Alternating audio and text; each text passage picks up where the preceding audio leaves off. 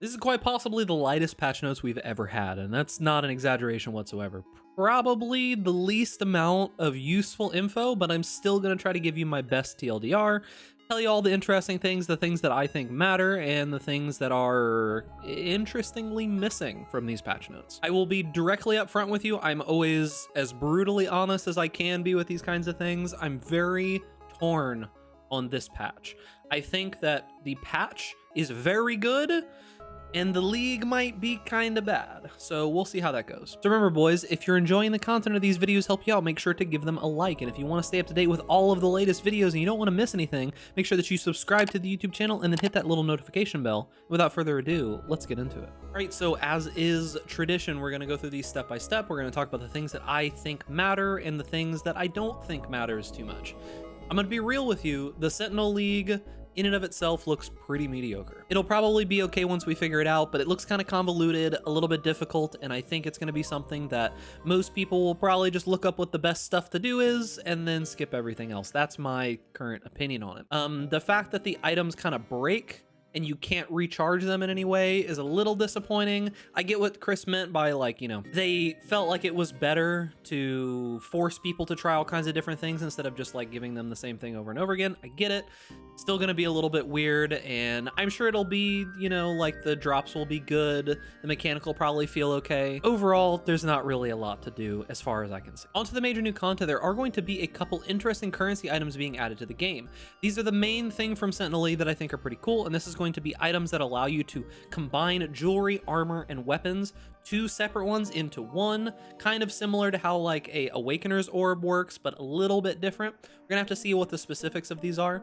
We're also getting 20 new Atlas Keystone passes. We'll talk about that more in depth in a moment. Of course, some new ways to get alchemy shards, as well as 3 awakened support gems: Awaken, Empower, Enhance, and Enlighten.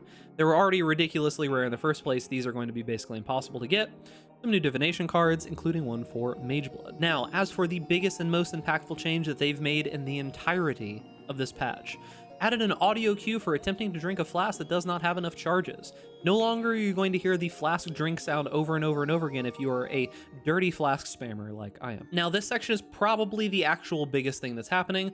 Arch Nemesis. They are removing this mechanic pretty much completely from the game. They are also removing all of the modifiers that rare and magic monsters have. Like, you know, like blues and yellows, how they had that long like line of mods? Yeah, you know the Arch Nemesis mods that were really super difficult and kind of crazy? Those are going on all rares and all magic monsters now. They've been changed apparently, but I don't know how to feel about this. We're gonna have to see how the actual balancing ends up, but yeah. One big thing is that this is potentially a very large change to Headhunter or other items that cause you to like gain buffs. As you can see here, Arch Nemesis modifiers are able to be gained by characters through sources such as Headhunter and Inspired Learning, though you are only able to have one instance of each modifier at any given time. I personally feel like for the main use case for Headhunter, this is a pretty massive nerf. However, it being just a general item now, depending on how powerful these modifiers are, it could be good, it could be bad. I really don't know. It might be actually kind of fun to play with Headhunter now, instead of it just making into this giant tower of like speed and beef. We'll have to see. And consequently of that change, Bloodline and Nemesis have been pretty much completely removed. They've incorporated some of the things from these into the Arch Nemesis League modifiers, but yeah, they're mostly gone. There are a bunch of new Atlas Keystone passives. We only know a few of them so far. I'm not really going to go into depth on these right now, but they are going to allow you to more specifically tailor your Atlas to what it is that you want to do. One of the most interesting ones to me is going to be Singular Focus. Maps found in your maps have 200% more chance to be favored maps, and non-favored maps drop as basic currency items instead. This is pretty massive. I think that this one's going to be good. There are some other ones where like it says monsters in maps will have 50% more life, indirect buff, kind of actually direct buff to detonate dead. Little worrisome there for some balance, and we'll talk more about balance in a moment. And then also the opposite of this, monsters have less life and they deal more damage. Got a couple other interesting things like your corrupted rare maps in any Atlas missions, map crafting map options and scarabs applied to them are modified unpredictably. That's going to be a good way to use your like random trash currency that you don't care about, like scarabs that you don't care about and things like that. But besides that, the rest of this is just kind of whatever. Now, there are going to be some also Atlas Keystone passives that are going to introduce uber versions of some of the endgame bosses, particularly the pinnacle bosses and Cirrus. We're going to be getting Uber Cirrus, Uber Maven, Uber Elder. We're going to be getting the Searing Exarch and Eater of Worlds, among other things. There's going to be the Uber, I think Cortex as well, the Uber versions of fights. Should be pretty interesting. One other large change that is happening is that influence can now stack, and we're going to have probably some of the most juicy maps that we have ever seen in Path of Exile, potentially. Now, they have changed some of the things in the endgame, and one thing that I am a little upset about is that the massive amount of scarabs that we got from the altars is going to be kind of nerfed a little bit.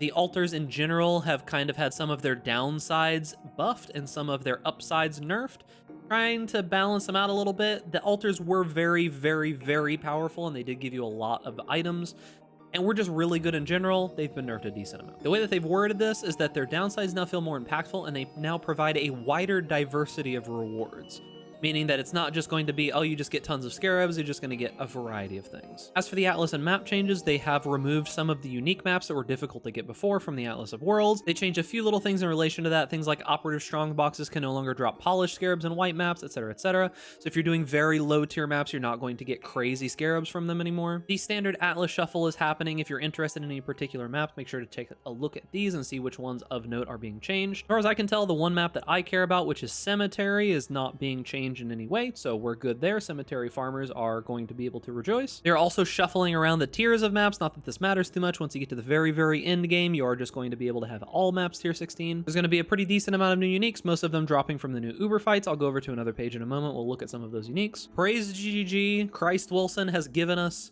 the best change that we've actually ever seen. Grasping Vines has been nerfed. Reduce the base movement speed reduction from almost all sources of the Grasping Vines debuff. We're going to have to see what the actual nerf to this is. Hopefully it doesn't slow us down very much at all. We got the list of new Carrick mods. Breach, Anarchy, Essence, decent. Domination, pretty good. Shrines are always really, really powerful, especially for early game characters now. Metamorph, kind of very early in the league, Metamorph will be good, but I don't think it's going to be good later on. Harvest is pretty powerful for people who care about it, and then we've got Delirium. Notably, we don't have Ritual this time, so the only way that you're going to be able to get access to Ritual is going to be through the Ritual vessels. So Delirium farming, Harvest farming, and probably just Essence farming are going to be the standard ones. They made some slight updates to the user interface, not that most of that matters. They have fully enabled controller support. I did mess around with controllers. It feels pretty okay. If you are someone that is disabled or has difficulty using your hands or things like that, like difficulty using a full-size keyboard, the controller support is actually pretty good. I suggest that you give it a shot. Now that we've talked about all of this, there is one massive thing that you might have noticed is missing. There's no balance changes, actually 0 balance changes, and there's no new skills. This is the second league in a row that we haven't gotten any new skills. I'm going to be making separate videos talking about my thoughts on those things, but no balance changes, none, 0 zip, nada, and no new skills. We will go ahead and look at the new uniques that we're getting, because I said that I would. It's kind of part of the patch notes, because there are a few of them. These were, as far as I can tell, all designed by people who won like the races before. We've got 5 of them here. We've got the Burden of Truth. This is going to be a belt that helps give some defensive layers to like a hybrid build, which is pretty solid, meaning that if you're using both energy shield and life. We have Echoes of Creation, which is a Warcry helmet, so I'm just gonna skip that. I mean, it looks okay, I guess. We've got the Eternal Struggle, which is an amulet. Unfortunately, this does have some pretty good mechanics on it, but the amulet slot is very highly contested right now. Ashes of the Stars, Omniscience, among other things. Pretty hard to get a slot open for the amulet. I have to see how good this actually ends up being. I'm not sure what Malignant Madness is. I might have missed that in the actual video, but if you do know what it is, let me know down in the comments below. We've got Call of the Void, which is basically going to allow you to self-chill pretty easily. It also makes it so that you kind of get like a sap effect from your chill. Seems like a pretty good item. And then we have the most interesting unique so far, which is Impossible Escape. This is going to make it so that you can allocate passives in a small radius around various keystones around the tree. So if, say, you just wanted to, you know, put in an extra curse, if you get the CI keystone version of this, you'll be able to just socket in an extra curse for no problem whatsoever for just 1 jewel slot. It's probably going to be quite a few exalts for that one. So good luck with that. And that is going to be pretty much it for the patch notes. There's not much else to go over. Make sure to look out for my other videos going more in depth on the other things that are changing or not changing in this league. If you're interested in those mechanics like the balance changes or lack thereof, as well as the new in-game stuff that's going to be happening, there are a lot of interesting things to go over, things that aren't actually having to do with the Sentinel League itself. I'm not super excited about the Sentinel League, if I'm going to be honest with you. So remember, boys, if you're enjoying the content, make sure to give this video a like, subscribe to the YouTube channel, hit that notification bell to stay up to date with all the latest videos, and stay safe out there in Rayclass. And I'll see you in 3.18 Sentinel League.